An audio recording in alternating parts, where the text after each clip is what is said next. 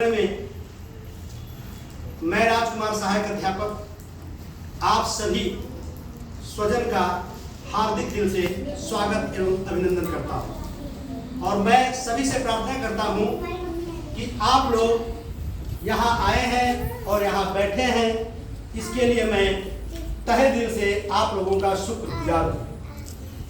माननीय प्रधानाध्यापक महोदय, इस विशिष्ट प्रांगण में उपस्थित हमारे अभिभावक एवं अतिथिगण, साथ में यहाँ प्राप्त करने वाले प्रशिक्षुजन और हमारे छोटे छोटे प्यारे प्यारे नन्हे नन्हे बच्चों, आपका स्वतंत्रता दिवस के आज के इस विशेष मुहूर्त में हार्दिक स्वागत एवं अभिनंदन करता हूँ और अपने भाषण की शुरुआत इस भाव से करता हूं कि चंदन है इस देश की मिट्टी, तपोभूमि हर गांव है, हर बाला देवी की प्रतिमा, बच्चा बच्चा राम है। हमारा देश जो आज स्वतंत्रता दिवस अपने आजादी की वर्षगांठ और 79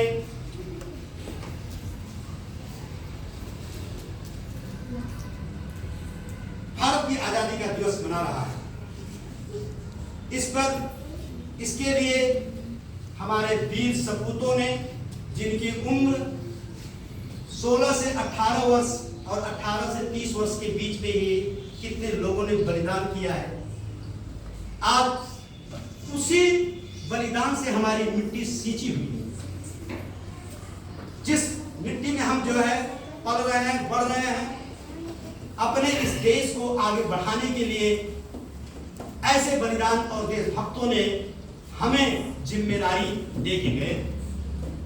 तो क्या हम लोग इस जिम्मेदारी को निभाने के लिए तैयार हैं? बहुत सुंदर। तो आभार तभी होता है जब हम एक जिम्मेदारी के लिए आगे बढ़े।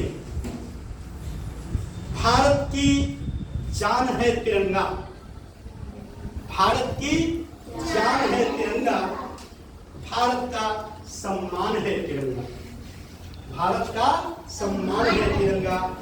हर शहीदों का कफन है तिरंगा, हर शहीदों का कफन है तिरंगा, सबके मन में लहराए तिरंगा।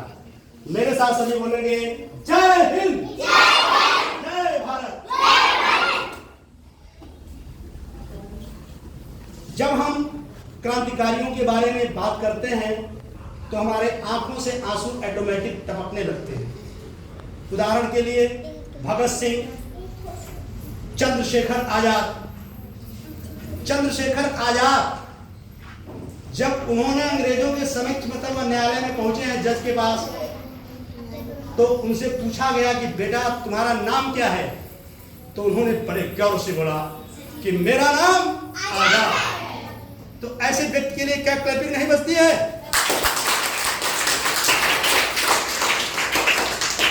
जानते हैं आप कि शहीदों की चिताओं पे लगेंगे हर बरस मेले, वतन पे मरने वालों की बाकी यही निशा होगी। निश्चित रूप से हम ऐसे क्रांतिकारी और ऐसे देशभक्तों के ऋणी हैं और निश्चित रूप से एक जिम्मेदारी के साथ सभी संकल्प लीजिए कि हम अपने जो इस वर्ष का 15 अगस्त सन 2025 की जो विशेष थीम है, जो उसका विषय है, वो है नया भारत। सभी बोलो मेरे साथ, नया भारत। तो नया भारत तभी हमारा देश बनेगा और विश्व में अपने परचम को तब लहराएगा जबकि हमारा सर्वांगीण विकास हो। और इसके लिए हमारी जो स्टार्टिंग पोजीशन है, वो सबसे स्टार्टिंग की सबसे पहली कड़ी है हमारी शिक्षा।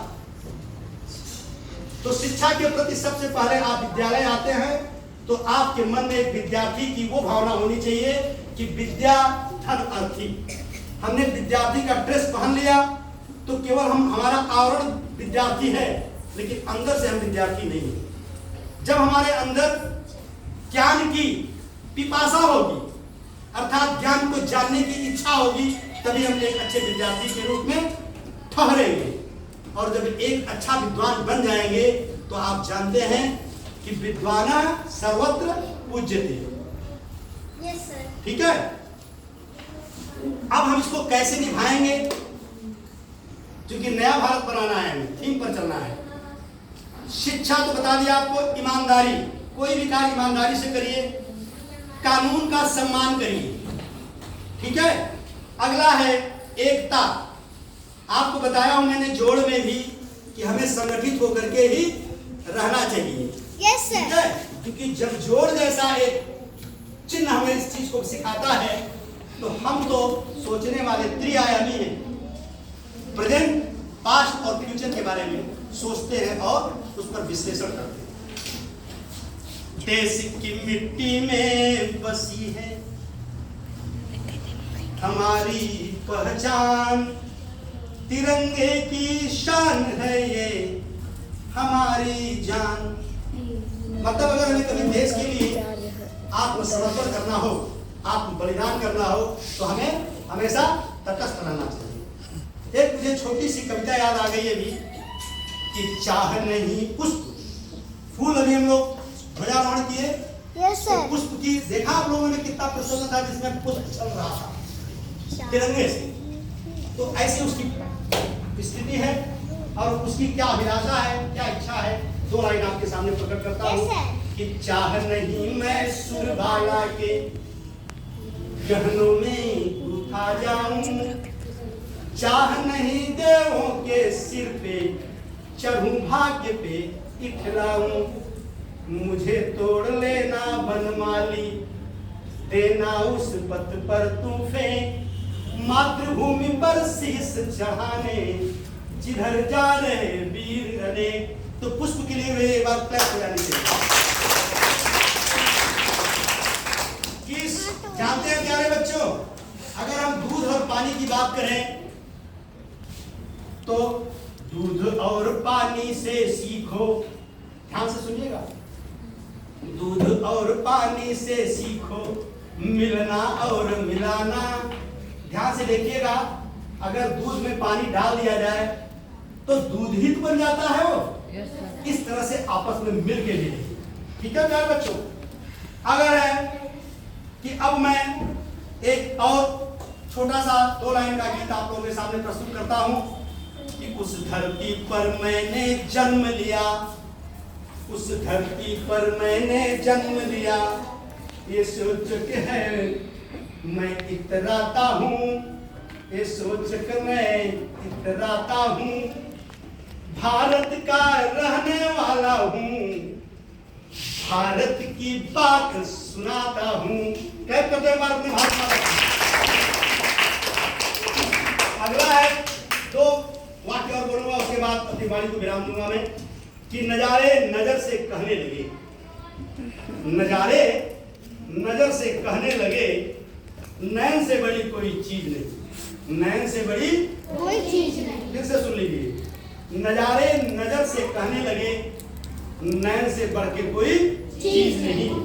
लेकिन तभी क्या हुआ, तभी मेरे दिल ने ये आवाज दी, तभी मेरे हृदय ने, मेरे बाएं साइड में निवास करने वाला जो मेरा दिल है उसने आवाज दी। क्या आवाज दी? वतन से बड़ी कोई चीज नहीं है, वतन से बड़ी कोई चीज नहीं है। बहुत सुंदर। तो हमारे देश का जो विजन है 2047 में हमारा भारत देश, जो कि इस समय विश्व की विशेष अर्थव्यवस्था में चौथे नंबर पर खड़ा है, और ऐसे हमारे भारतवासियों का और हमारे प्रधानमंत्री जी का भी विजन है कि 2047 में हमारा भारत देश एक विकसित राष्ट्र के रूप में हो। इसके लिए हमें क्या करना पड़ेगा?